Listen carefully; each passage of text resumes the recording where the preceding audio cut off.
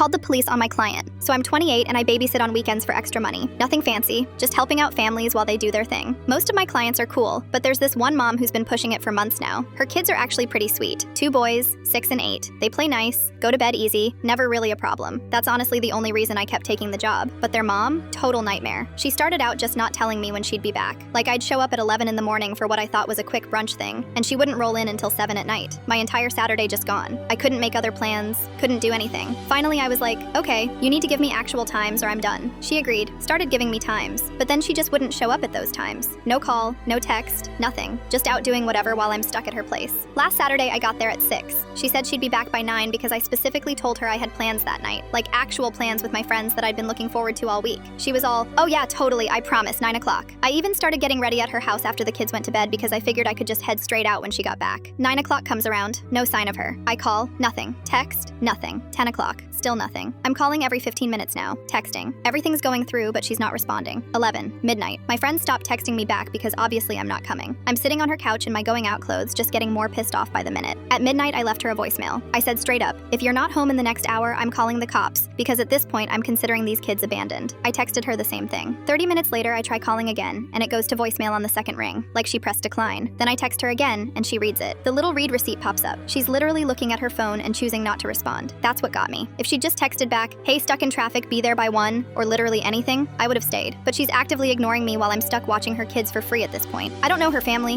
never met the dad of these kids, don't have anyone else's number. I gave her 15 more minutes past my deadline and tried calling one more time. Nothing. So I called the non-emergency police line. 2 officers showed up maybe 20 minutes later. I showed them our text conversation from earlier in the week where she confirmed she'd be back at 9. Showed them all my calls and texts from tonight. They tried calling her themselves. She didn't answer them either. They told me I could leave. They took the kids with them to the station. The boys were asleep the whole time. Didn't even wake up when the officers carried them out. I went home and crashed. 3 in the morning, my phone starts blowing up. It's her. She's screaming into the phone, where are her kids? Why aren't I at her house? What did I do? I told her exactly what I said I'd do. Check the police station. She started cussing me out, so I hung up and went back to sleep. Next day, she sends me this huge long text. Apparently the kid's dad got called and now there's a whole DCF investigation opened on her. Child Protective Services are involved. She called me every awful thing you can think of. Said I ruined her life. Said I'm a horrible person. I didn't think I was wrong, but then I mentioned it to my friend who has kids. She got weird about it. Said I should have just waited it out no matter how long and then never sat for her again. She asked me if her potentially losing her kids was worth me being petty. That made me think. Like I wasn't trying to get her kids taken away. I was just done being disrespected and I did exactly what I said I'd do. I gave her warning. She ignored it multiple times while literally looking at her phone. But now there's an investigation and I guess that's serious. The kids are still with their dad right now from what I heard. I don't know what's gonna happen with the case. I haven't heard from her since that text. Blocked her number anyway. Not babysitting for her again, obviously.